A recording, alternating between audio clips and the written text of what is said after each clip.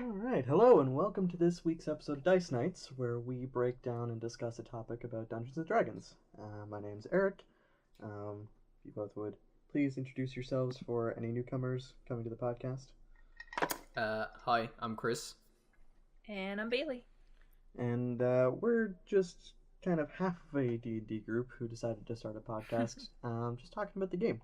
So this will be our second episode dealing with essentially a general topic based around the idea of what you do before session 1. What do you do to prep for the game? How can players prepare? How can the DM prepare? That kind of thing. And it'll be a more general discussion. We'll probably pull some stuff out of this for later, more in-depth episodes too. In regards to our companion podcast, Lich Please, last week's episode had a bit of a discussion regarding party composition, so we might get into that tonight as well. And we're just going to run through some general tips and tricks for kind of getting started.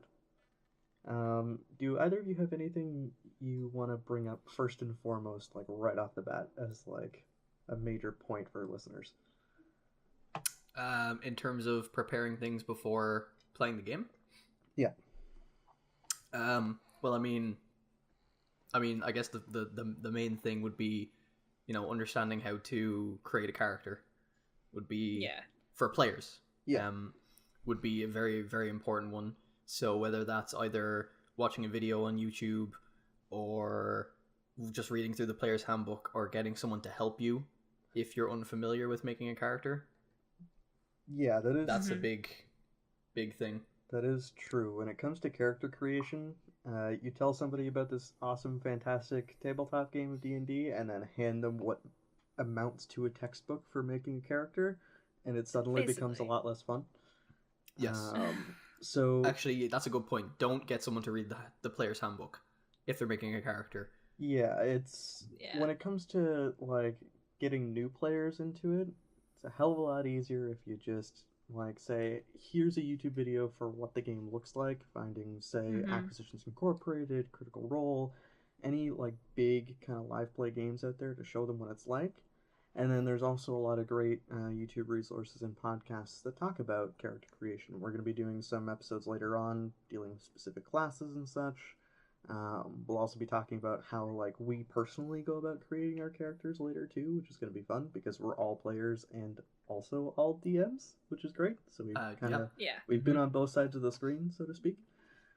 And nice. But yeah, creating your first character can be pretty daunting, and it can be even scarier when you're just Sorry, Bailey, go ahead. Especially depending on the type of class you pick. Oh, yeah. There's some that are very extensive and take a lot of prep, and some that are easy to throw together pretty quickly. Yeah, definitely. If you're playing a spellcaster for your first class, be ready. I don't know if I wouldn't the first class I played was a cleric, so I played spellcaster as my first ever class, but I don't know if I would recommend that to anyone, like, especially if you don't know anything about D&D. I'd been watching like Critical Role for like 2 years before that point, so I understood like the basics of preparing spells and everything like that for the day, so I kind of knew how all that worked. But anyone who's literally just brand new to the game, I would recommend picking something that does not have spells, or something hybrid, or like a ranger or something. Yeah, kind of easy. There's, not to get too far into it, but there's different types of spellcasters for those of you who are brand new, fresh to the hobby. There's full casters, half casters, and quarter casters. So the way it works out is there's a whole chart and everything in the PHB. But basically there are classes and subclasses out there that get limited spells, which is really good if you want a little bit of magic flavor, but not a whole bunch of different things to have to keep track of all at once. Yes. Another caveat to this too, though, if you're used to other mediums like video games or other tabletop RPGs where you've played spellcasters, then there's going to be a lot of transferable skills and understanding there. So if you're used to it in video games or other types of kind of gaming mediums, then you'll probably be much better off as a newcomer coming to a spellcaster. But at the same time, if you're just like fresh out the gate into tabletop RPGs and all that stuff, and you kind of pick a spellcaster, just be prepared for a lot of reading and a lot of, oh crap, I misunderstood what that spell does. Oh yeah, definitely. A lot of referring to the book. Yeah, like for your spells. We've all been playing together for a year now, like 2 games a week for minimum like 7 or 8 months, and we still mess it up all the time. Like that's just yeah, definitely. It's just a given. I'm constantly looking up spells, even though I should know what Hold Person does since I use it so much in other characters, but I still don't know what it does half the time. There are or how long it lasts. Just kind of going off on this tangent, there are spellbook apps that you can get for Android and iOS phones that are great. And They're just so nice. They just have the descriptions. Also spell cards, if you can find them. If you can afford all of them. If you can afford them, or if you can find them, they will also be very, very helpful. Spell you won't cards have to flip through the book to look for the things, to look for the spells. You can just like have the spell card in front of you with whatever spell you have prepared for the day or spells you know. Yeah. Now, kind of looping this back to like the larger overall conversation, in our Lich Please episode this past week, we managed to kind of touch on party composition and the different types of adventurers you can have. And this is going to sound real weird, but I'm going to say straight up, party composition shouldn't matter. No. Yeah. No. What should matter is what kind of character you want to play, and just making sure that character's a team player, so that they kind of work with the party. Because like, I was gonna say, don't be the lone wolf like edgelord rogue, please. Cough. Don't do 13. Cough. 13 is not an edgelord rogue. 13 works with the group. Just a note. We're recording this the day after Chris's Kenku rogue attempted to solo sneak attack shank a green hag, and nearly got us all killed. It was amazing. It nearly got I realized how badly I messed up. When he took a lightning bolt to the face after being held by Hold Person. But my Kenku is one, not an edgelord, 2, not a lone wolf.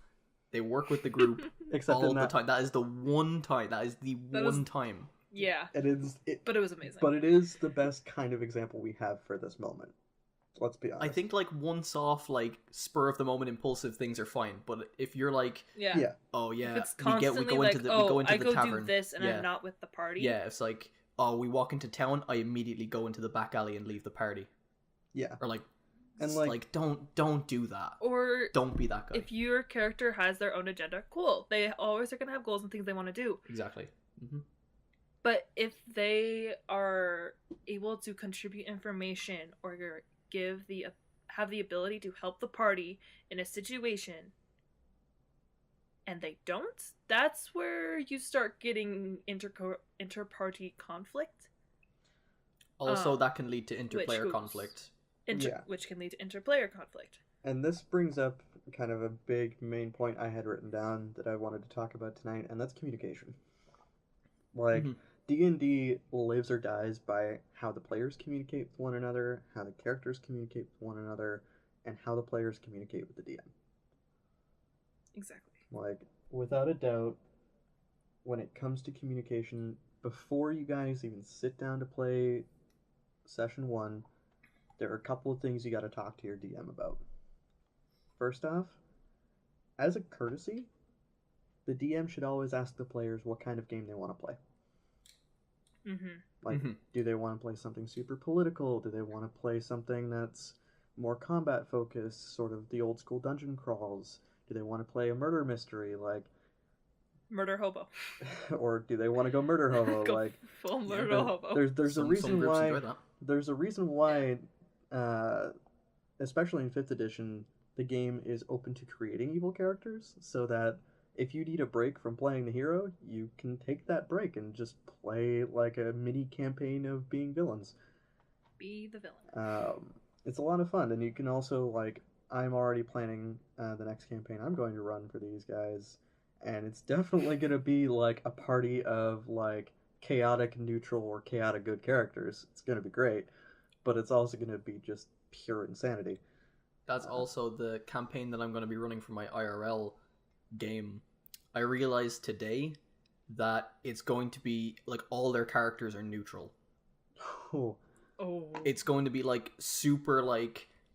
I did tell them, I was like, don't make evil characters because I don't want to run an evil game.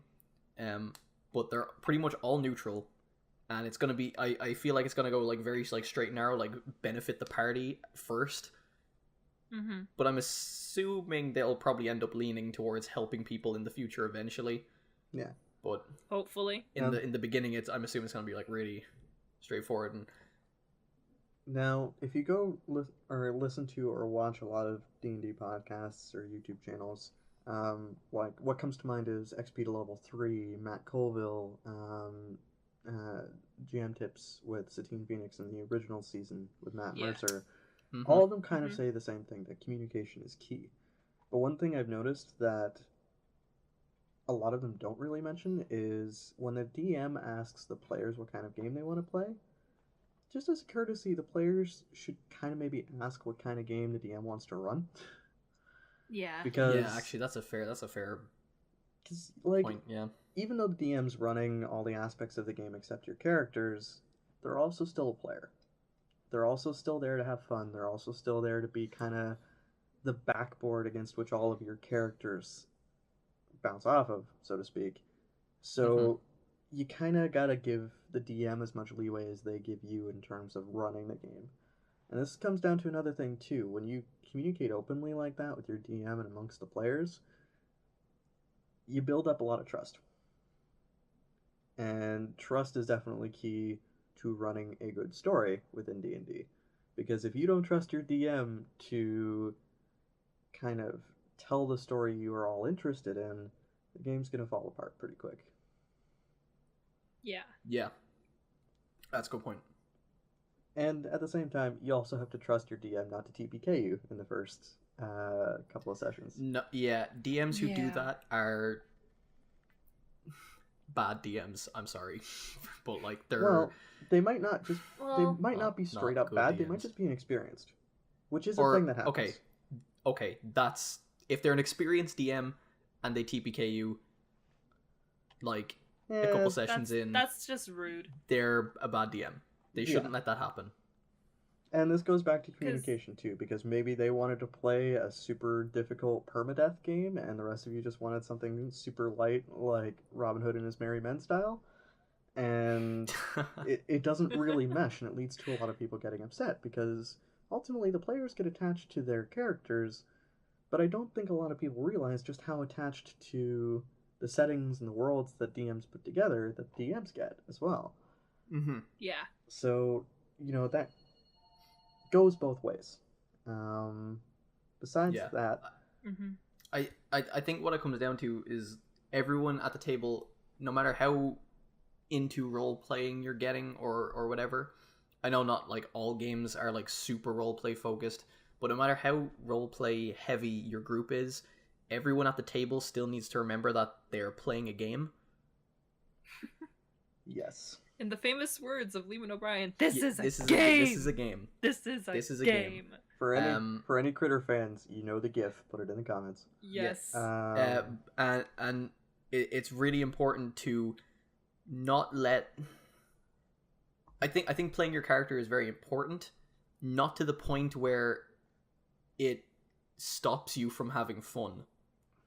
Yeah. Exactly. So if your character would typically make a decision in a scenario, in this hypothetical scenario where it's just not going to turn out well, and it's just you know it's not going to turn out well, but they would make that decision, don't make them do it. Just don't make them do it. Unless you have that trust built up. Like, it's one thing for us to say this because we have survived being a year playing together as an online group, which is an exceptional feat among online D&D groups. It really is. It's a tad ridiculous, to be honest, and we've reached a point where we all trust each other enough to know when our character has a moment like, I would do this dumb thing, but I have really good reasons for doing this dumb thing. Everyone at the table kind of agrees, go for it, no matter how poorly it turns out. And it's because even when they start making fun of you afterwards Oh, yeah. for being an idiot and making a bunch of dumb decisions. Yep, because we can do that. But there's a lot of trust and a lot of love among this group where, like, we'll tell you to make the poor decision, and then we are going to make fun of you for it. We're gonna make fun of you for it because it was dumb. We loved it. In the case of me, they don't need to push me into making the dumb decision. I just do it. Chris is also the one out of our Consistent. group who's known for playing the more reckless characters. Impulsive. So he's the one who catches the brunt of it, admittedly. Yeah, that's actually surprisingly for for the 3 games that we play very consistently. My character is very impulsive. All my characters are very impulsive, and very reckless. But at the same time, like, I tend to play very level-headed characters. I play either high charisma or high wisdom characters, and I tend to make them either the charmer of the group, or I try and make them, like, the one who is understanding of people. And it's led to me creating a Goliath monk who is the teddy bear of the group, which is great. But amazing. It's really fun to sometimes, when your character hits an emotional moment, to let them break character a little bit, because when they're emotionally charged and all that stuff, they're gonna act out of character a little bit. They're gonna do things that they normally wouldn't do. Like the time my very non-violent Goliath monk decided to just up and murder a were-rat after agreeing that he would let it go. Which ended up very costing him. He basically got cursed for a few days, which was really detrimental. I earned that curse. I earned it. Because I did break the promise to let him loose.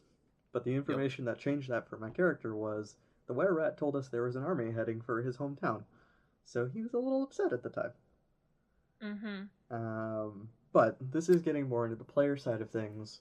In terms of DMing, like, before you even sit down to kind of start planning session 1, you kind of got to choose, are you going to do a pre-built setting? Are you going to do a pre-built adventure? Are you going to homebrew everything and make it up yourself? Like, there's a lot of decisions you have to make as a DM in order to tailor this to your players.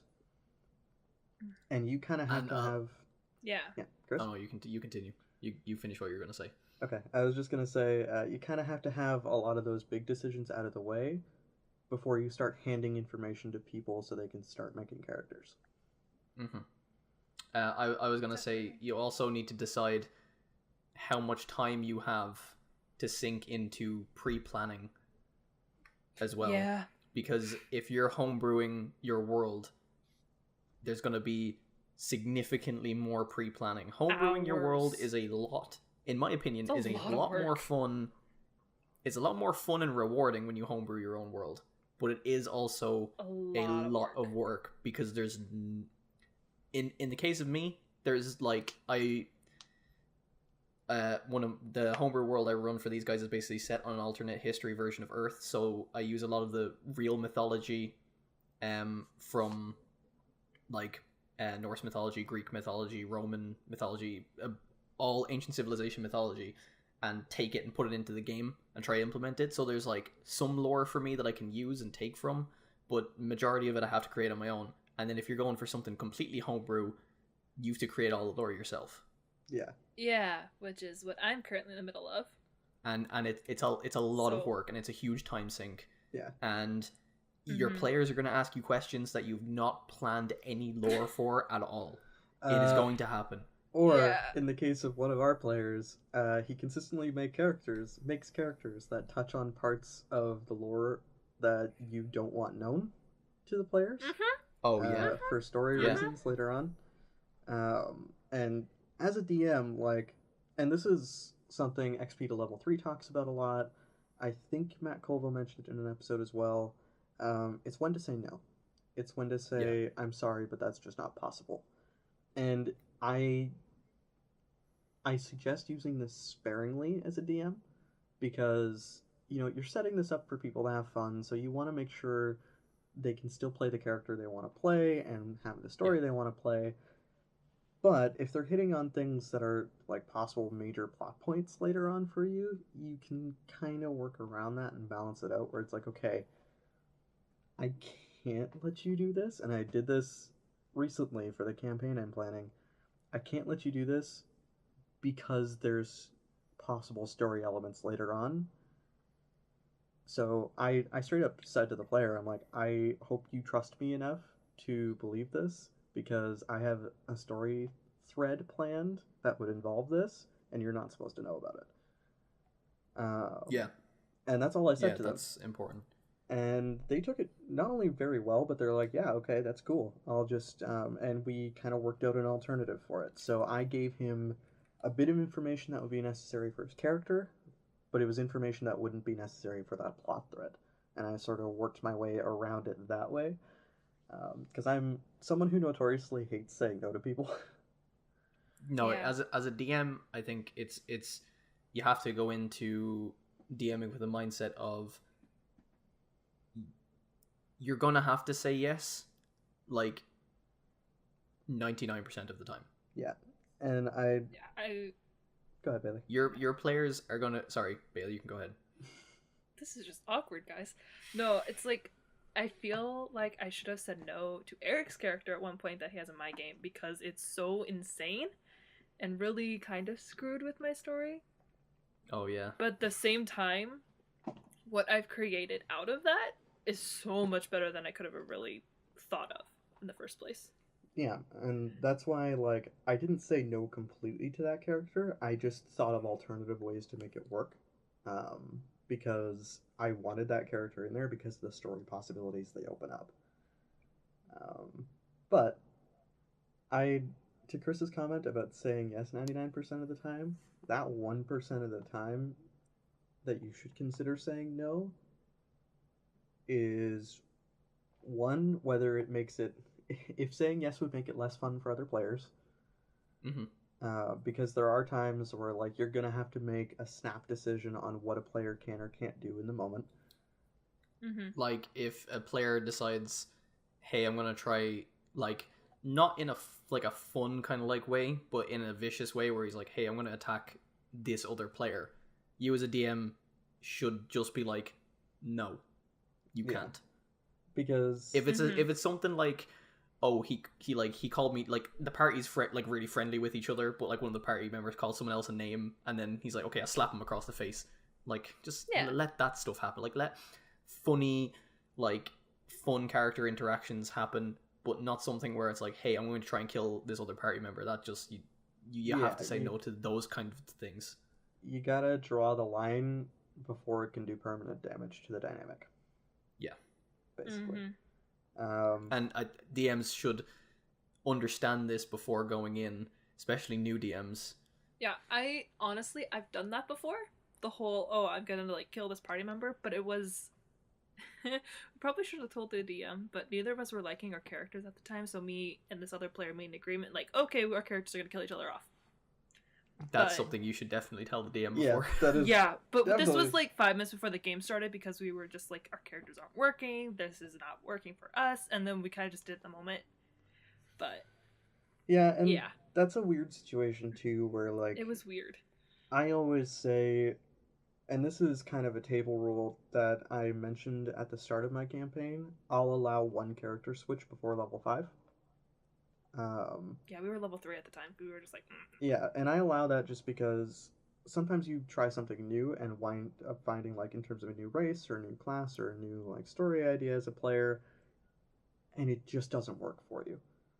And or it doesn't work with the party, and that's kind of an inevitable stumbling block as you grow along with the rest of the group, because like D&D is ultimately, like, I don't want to call it a team building exercise, but it is a team building exercise. It's very much. It's group storytelling. Exercise. Yeah, it's group storytelling, and as there's always that balance between telling the story and having too many cooks in the kitchen. So you kind of got to level that out, and this is tough for new DMs. It was tough for me. It was tough for everybody who picks up a DM screen for the first time.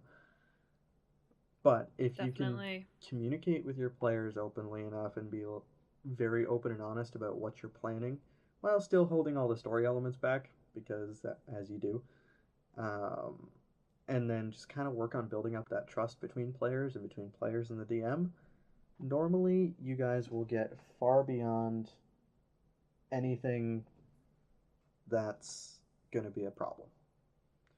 And you'll very quickly build up a thick skin towards each other and be able to tell, like, oh, okay, this was not a serious comment. Like, there's a lot of times in our games where we say, like, oh, I just stab him with a spear when a player's being ridiculous or making a terrible joke or whatnot. And we all know it's never serious. And that comes along with the communication and the trust aspects. Another thing, too, make sure you bring what's necessary for character creation when you get together to make your characters. And this is something we as a group have had the chance to do this a couple of different ways. So I guess we can give a few examples. Like, we've done it where everyone knew what each other was making. Hold on. Hello? Hold on. Who's that? What? Oh, phone's not ringing anymore. Okay. Sorry, I'm pretty sure that was me. I just had a tornado alert pop up on my phone, so you can cut it out or whatever. That's fine. that was probably them calling to say, like, hey, emergency alert. We could edit out a tornado in post, right? That's the thing? Yeah. Yeah. Sure. Okay, cool. Just start up wherever Good you to know. left off, like the beginning of that point. Anyways, make sure you have everything you need for character creation. We've done this a couple of different ways in the group, and like we've house ruled different things. I'm trying a new method for character creation. I'm very excited for about that. our next campaign that I'm running. Oh yes. I'm excited. In the sense that like we don't necessarily do the traditional stat rolling system. For example, we don't do point buy or the standard array. We roll, and then we have a lot of flexibility with our rolls because we kind of talk about the game ahead of time. And I know me, especially as a DM, I like to play a game that makes everybody feel really accomplished and good about themselves, despite how stressful it can get, because I put them through a ton of shit. Pardon my language. Yeah. You do? Is that? It's news to me. Okay. Just wait. They're finally hitting the point where things are ramping up in my campaign, and they're starting to see the world come down around them a little bit, which is fun. Yeah. Mm. Yeah. But back to character creation.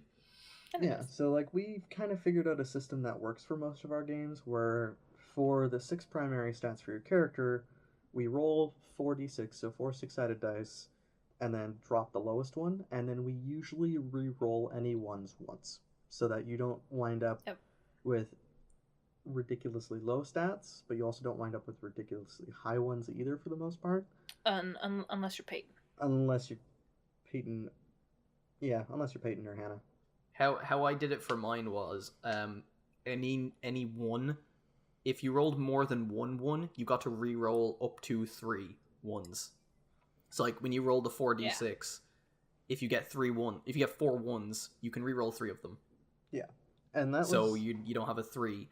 But if you roll the 4d6 and you only get 1, you keep it because you're getting rid of the lowest one anyway. Yeah, and this is, at least for me, this kind of started out because I knew the kind of game I wanted to play was going to be fairly high-powered, but that's because I was going to be throwing some fairly high-powered stuff at the players, so I wanted to make sure that they had the stats to match. Like, I had them fighting Primordial Titans at, like, 6th level, which is never a thing you should do as a DM, but that's because I had even bigger things planned for later. Which scares me. Yeah. I think that's okay, though. I think that's okay as a DM, though. Yeah, I had them fighting a demigod at level 6. I mean, I threw a white dragon at you guys at level 3. Yeah. But that's also because, I don't think like CR should really matter when you're trying to tell a story. Yeah, that's another thing too. Don't let the books limit you so much. When it comes to character creation and all that stuff, you kind of got to go by the book, because the officially published classes in the playtest material is designed to make it so that every player has a chance to shine, but no player has a chance to outshine the rest. Yeah. That's why I would very much caution being careful about stuff you find on like D&D Wiki or DM's Guild if you're going for character options. Like, pick the stuff that's well rated on DM's Guild, and I'd almost caution against using the D&D Wiki because a lot of the stuff that's there isn't tested and tends to be very, very powerful. Really overpowered. Yep. Yeah. Yes, 100%. When it comes to DMing, though, it almost trends towards the other side of things. Don't let the books limit you. If you have an idea for tweaking a dragon that you want to figure out, look at a dragon stat block. Look at what they have, look at what they don't have, look at maybe some other creatures that have some similar abilities to what you want to give them. And I would say, like 95% of the time, if you want to throw a dragon at a bunch of level 3 characters, there's a bunch of different ways you can do that. You can, it's fun. Yeah, you can lower their AC and say the dragon is sick, or you can lower their hit points and say they're already wounded. Like, there's different ways to do that. Or keep it all the same and give them an NPC that can help. Yeah, and Matt Colville does talk about this too as well. Kind of reserving those NPCs to save the party. Another thing, like as a DM, I think personally I agree with Matt Colville, and it should be kind of used sparingly so that the players don't get used to it. But when it's for the sake of story and when it's for the sake of showing just how terrifying that villain or that creature is, having an NPC step in and basically evac them is sort of a good way to do it because suddenly they realize they're not ready. This leads into another point we had written down. Run. Just yes. When you need to run. Oh yeah. Be prepared to run. Get out and DMs, it's gonna go south. DMs, when you create an encounter for your players, don't expect them to run. It should be basically the opposite. If you're a DM and you're expecting your players to run, you should not be doing that. You should never expect your players to run. And if you're a player, players aren't expected to run. Exactly. Typically, but you should expect to run because it will happen sometime. There will sometimes be days where the dice just don't like you. That's I honestly think the first time we ran as a group was my latest game. I think. No. I think first so. time we ran as a group was the Earth Elementals in Chris's game.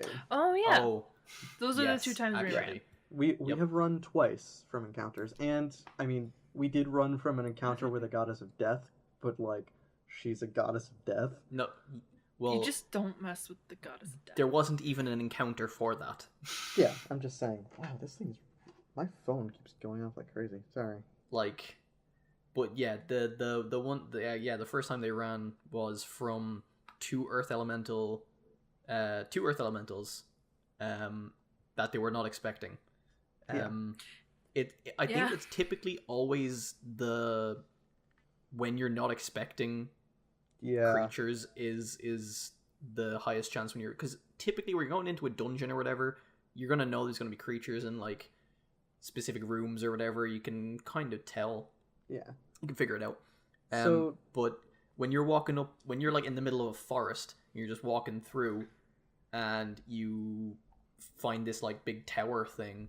Well, it's not a tower, it's like a big obelisk, and they walk up and they get close to it, and suddenly two boulders turn into Earth Elementals that they just totally weren't expecting.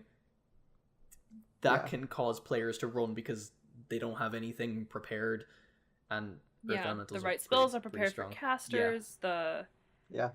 Especially when your main caster gets like basically flattened in the first round, because they decided to walk in first. But yeah, that's a good thing for DMs to understand. Before you can create an encounter with the intention for the players to run, but don't expect them to. Definitely don't expect them to run. There should always be a chance for the players to come out victorious in every encounter, I think. Yeah. Or most encounters. Most encounters, yeah. But in some scenarios, those chances got to be slimmer than others. Oh, Yeah. definitely. Like Yeah. the green hags you guys just went against in my game. Yeah. Okay, but that wasn't a planned encounter though. That wasn't a planned encounter, but I had made that for you guys to be able to take them Later. at a later date. Yeah. But you guys we did also- get kind of close. Yeah, we also didn't realize that there were 3. We thought there was only 1 green hag. So that's like another thing where, you know, we didn't want to. Well, I mean, we didn't want to run until we thought our characters were going to die. Yeah. When we thought there was only 1 green hag and my character was basically paralyzed, almost paralyzed and unconscious, we were like, that's fine, we can still take them. Then 2 more more green hags. hags came along, and we were like, oh, now we need to run. Yeah. Yep. And Um, like this goes towards something that Matt Colville did a really good video on for building encounters, and that's bounded accuracy. The minute you add more creatures to an encounter, or the minute creatures start dropping in an encounter, that's when the game changes. Mathematically speaking, and like player speaking, unless those creatures are at a vastly different level than the players, normally once you take out one enemy, like if you're on even playing fields, numbers to numbers, once one number of either side goes down, it tends to start a spiral. And usually the side that loses one of those numbers first is going to lose. unless someone gets very lucky. Yes, unless someone gets very Which lucky. there is that chance for the comeback. So but Yeah. people need to be aware that when they're playing D&D, don't be ashamed to run. Sometimes running can make the story more interesting. Yeah. Definitely. And DMs, just be aware that 99% of the time, your players won't want to run. But this also goes back to the trust, and this also goes back to kind of creating characters with being team players in mind. If the majority of the party's saying, we gotta go before we die, and there's that one character trying to be a holdout, maybe it's about time that character realizes, like, oh, it's better to live another day, kind of deal. Or that player needs to realize Yeah. that, you know, Self-preservation is a world good has thing. consequences. Yes, and this is one thing like I've gotten frustrated with at our table sometimes is like lack of self-preservation in characters. But again, Yeah. that's because I tend to play the charmers who can talk themselves out of a situation, or the high wisdom-based characters who just naturally have a very high sense of self-preservation, a very high sense of like, oh, I don't want to be in this situation, you know? Like Mhm. insight is one of my favorite skills to pick because I like being able to read not just people but a situation and see how it's trending, and that's just me as a person, and that's something I put into a lot of my characters. And so when we have moments where a character demonstrates very low self-preservation, that's usually when my characters get a little bit preachy, and I've been trying to hold back on that quite a bit. Yeah. But there was one time where there was twice where it was sort of warranted in Chris's campaign. No, okay, yeah, fair. Because, and it was actually both times with the same other player character, the barbarian, because like she worships the Norse god Odin in the game. She's very much a die in glorious battle type of character. But the first time during that elemental fight, we were on the way to go try and save my character's hometown from an army. So my character Yeah, and is like, he was basically like, "Hey, I need you. yeah, Don't die. my Don't character get yourself killed." basically said, And- you don't have the right to die here when my family's in trouble. Yeah, pretty much. And Yeah. but bringing it back to like talking about, you know, being prepared before playing a game and all. Another thing that I thought we should talk about is players knowing their role in the party. That And is a good point. understanding what their job is when playing. Yeah. So, the rogue should check for traps.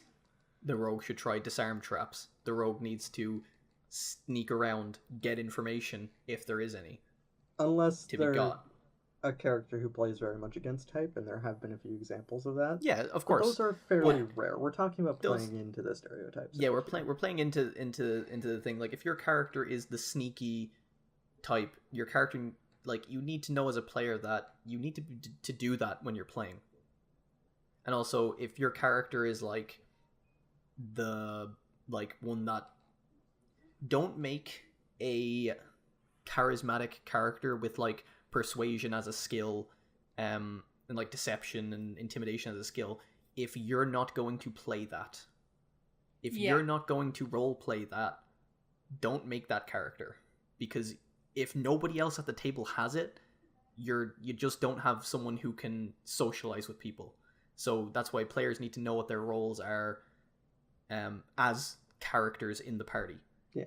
And before playing. Think of it like a heist movie. You got the face, you got the getaway driver, you got a hacker, you got all these different roles that are filled by different characters, and depending on the skills you pick, really anybody can do them, depending on like how your stats work out in classes, but it's still a good idea just to like talk ahead of time about what your characters are good at. Yeah. Or even if you're not going to talk about it ahead of time, figure it out and then establish, even as players, you don't need to establish it in character, but just establish as players, like, hey, who has the most charisma? And then Johnny puts his hand up and he's like, me, I have like a +4 to my charisma and I have plus 7 to persuasion. Okay, Johnny, you go up and talk to the innkeeper and try to get information out of him. Yeah. It's a little meta, but it makes sense. Yeah. Don't send the goblin with freaking -3 charisma who has disadvantage on persuasion checks because they got a horrible scar. Yeah. Like, send the person that's gonna be able to interact most efficiently with someone. Yeah. And be accepted in the game. Yeah. I know that's weird to say, but like... Yeah. This brings up a really good topic that we can probably pull a whole other discussion out of this. Metagaming. Yeah. Like, in aspects like that, when you're trying to figure out, like, who's good at what, that is okay. Yeah. I have a personal rule for metagaming. If your character would know it, they should know it. Yeah. Like, that's the thing. As a DM, and this is specifically for DMs, you have to keep in mind that you are always in control of what information the party has and what information they don't.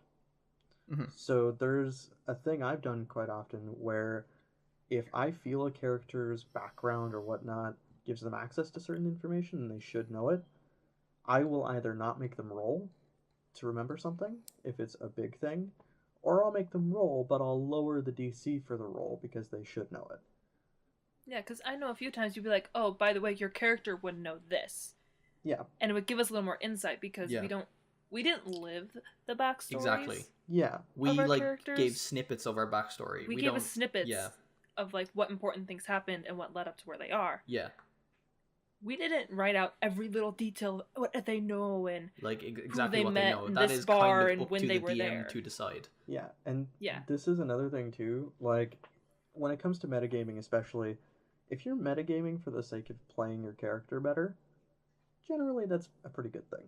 I consider that very good because that's very slight moments of like, oh, would my character know this? Like, that's a very good question to ask your DM, and it's a very good thing for your DM to have to figure out. If you're metagaming in the sense that you're like grabbing a monster manual and flipping through to look at the stats of a creature during a fight, no. Oh, gee, that is like no. Just no. That is like something I would tell a player that they're not allowed playing my game anymore. Yeah, like... Yeah, that's where you have a serious discussion. No, that's not like, metagaming. Don't do that, because that's cheating. That's basically putting in a cheat code. Yeah. That's what it is, but it's the most extreme example I can think of. Yeah.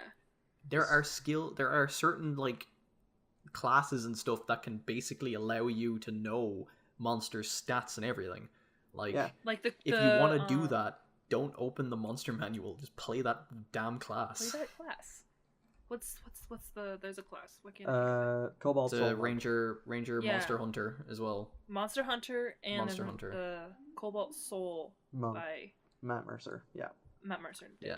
And like the Cobalt Soul Monk functions around like spending your class resource key points to learn something about a creature, which makes a lot of sense to gain information because it's a trade-off. You're actually burning your class's main trick to find information.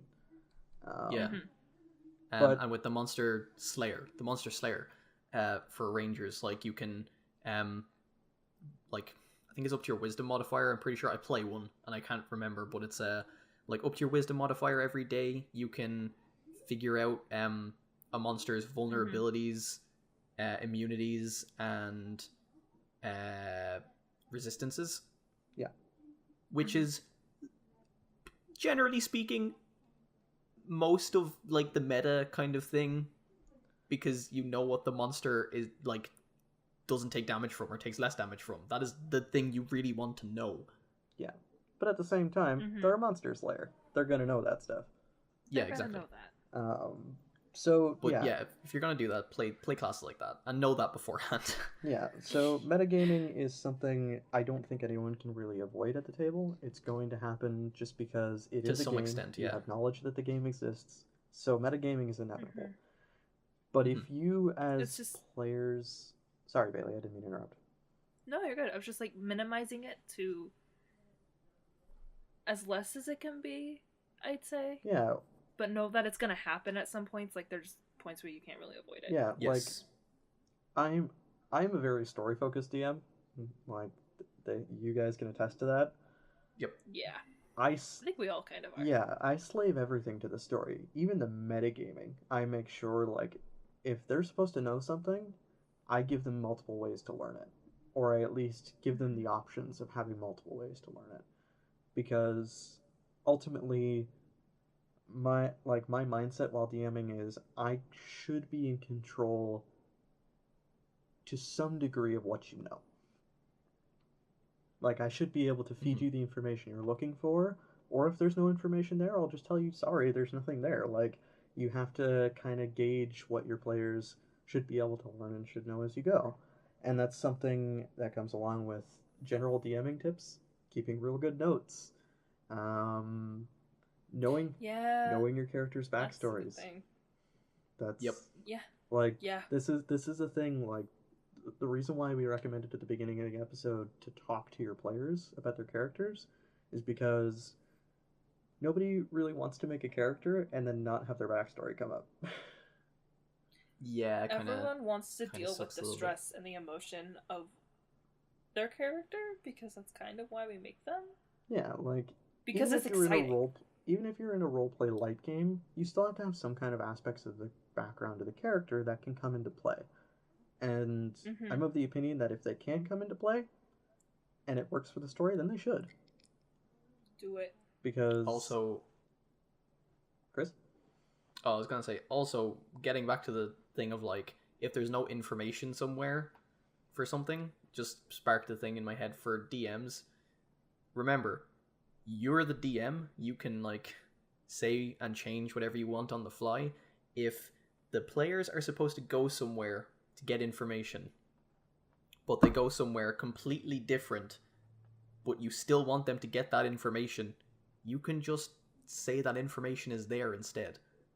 Yeah. You can change whatever you want on the fly. If they, like, and also remember, this is kind of related, that not everyone is going to know everything. So if your players like go up to a bartender or barkeeper or whatever and start asking them questions about things, and even if they roll natural 20 on persuasion check or whatever it may be, if the bartender doesn't know, the bartender doesn't know. Yeah. Now, you can also work around that by saying, as the bartender, hey, I don't know this thing, but there's a person in town who might know this thing. Yes, exactly. You can play into things like that. You can point them in the right direction if they, you can lead them in the right direction with certain things if they're not going in the right direction. But don't just like, for convenience, throw something in front of the players that the information wouldn't be there in the first place. Don't give them the meal. Let them fight for it. Like, dangle it in front of them with a stick. Yeah. Like, make them chase it. Basically, you can lead a party to quest hooks, but you can't make them bite. Yes. Exactly. But that said, like, this is another good reason for DMs especially to know your characters' backstories, because the more thoroughly you know your characters' backstories, especially if it's like a roleplay heavy game, it becomes so much easier to get them into stuff and get them into trouble. Yeah. Let's get some It definitely makes them care a lot more about certain things. Yeah, especially if you can tie their backstories to like the main arc or main story you have going on. Like, oh, that's great when you can do that. So like before session 1, you should have everyone's backstories, and you should have them with enough time in between getting them and session 1 to have a general idea of how you might work each of their backstories into the overall story. And again, this is for a roleplay heavy game or like a medium roleplay game. If you're just doing a dungeon crawl, like it's not as it's not really gonna play that much into it. Another thing is, though, we're more roleplay heavy, and what we focus on is roleplay because we enjoy the character aspect. Yeah. So that's another thing is, though, for what Eric was saying, I feel like you don't necessarily have to have a plan for everyone's backstories before you're starting the game. True. I just think you could have a plan for like maybe half the party's backstories, depending on where they are in the world and where they're originally from and stuff like that. I think it really depends. See, for the most part, I don't even really make full-blown plans unless there's something super concrete of an idea that I have while reading the backstory. When they all send me their backstories, for the most part, I just go through and I highlight stuff I find interesting and I write a note. That's all I do. Yeah. I think the only two I've only had 2 concrete ideas for 2 backstories I've gotten. Otherwise, I'm just like, we'll see what happens. Yeah, that's another. Yeah, just remember you have time to figure this stuff out. You don't have to have everything planned before session 1. Yeah. As well. The people that are playing your game are going to drastically change your story depending on what they want. I don't have, for my IRL game that I'm running that I haven't started yet, as of the recording of this, I have planned the first arc, and then, which is basically them trying to get off a prison island, and then whatever they do from there, I'm not going to plan for, because I don't know what they want to do afterwards. They could all decide to go and, like, they'll probably be taking a ship off the island, so they could decide they want to be pirates, or they could decide they want to go to an island that is full of orcs and stuff, that is just all warring tribes and everything, and like, I can't plan for all these different outcomes right now. So wait until your players make specific decisions before deciding what you want to do with the story. You could have plot arcs planned if they follow your story, which is always good. Yep. Or have plot arcs for that you can tie multiple different things into. So like, even if they do decide to be pirates, they might find something related to the overall story on another ship that they raid. Something like that. Yeah. So you can have vague ideas, but don't concrete anything before playing the game. This as like sort of a good example for the Tal'Dorei game I'm running for you right now. I had an interesting predicament that I sort of touched on last episode, where I had almost like blocked out a bunch of miniature arcs into acts that would all tie together towards a single act ender, basically. So it was a lot of different threads that they could pick up or drop as they wanted to as players, and they would tie towards a single end goal towards the end of the act, essentially. I had an interesting moment where they suddenly triggered like Act 3 stuff when they weren't even into Act 2. Like, they were at the end of Act 1 and they triggered Act 3 level stuff. And so I had to reorganize. Like, I had to basically rework a lot of those threads to find different story beats that they would lead to or lead past, in a way. And that's something that can happen. Your players will make choices that force you to reorganize. And this is just one of those things where, like, don't throw out any ideas. If you have an idea for a story, save it for later. If you have an idea for a character, save it for a later game. If, as a DM, you have an idea for a character that you really want to play, but you're the DM of the group and you're never going to get to play them, include them as an NPC, so that if your characters run into them, you do get to have a little bit of fun, like, role-playing that character for a short time. Yeah. Make it a short time, though. Like, I had one character that I had sticking with the party early on in the Tal'Dorei game as sort of a supervisory character, because he was their boss, essentially. Just to make sure... Don't stick an NPC with the party unless the party want the NPC to be there. Yeah. Yes. The setup it's okay sticking with them. It's okay sticking an NPC with them for like a session or two. That's okay. But like don't permanently like fix yourself to the party, because sometimes players just don't want to be babysat. Exactly. And this was a bit of a different scenario at the beginning of Tal'Dorei because they were rookies. They were going to have a commanding officer type character with them, and then at the end of the first arc, conveniently, that character lost an arm, so they were suddenly incapable of being in combat anymore and doing all this different stuff. So it was a real good way for me to segue that character out after that arc finished. And it was also a good way to have the characters leave the nest, so to speak. Because then that NPC, who was their boss, could tell, like, okay, you all know how to handle yourselves, you've solidified yourselves as a team, I don't need to be there anymore, I trust your judgment, go have fun. And then I started to end the world. Yeah. That happened. You just dropped a nuke on us, basically. Yeah, sort of. So yeah, I mean, the big thing about all this, and you can kind of tell, like, there's the ostensible, like, pens, pencils, dice, notebooks, all that stuff, all the material stuff that you need to start a game. You could play the game just using the SRD content, which is all free online released content. You can use it. You can play it just using DM's Guild content if you really want to. But generally, it's a good idea to have a Dungeon Master's Guide and a Player's Handbook, even if it's just one for the whole group of each. Yeah. You can pick up the other books as you want them or as you find them necessary, but 5th edition is very good at making things in a way that you don't necessarily need much beyond the DMG and the PHB to have a good experience.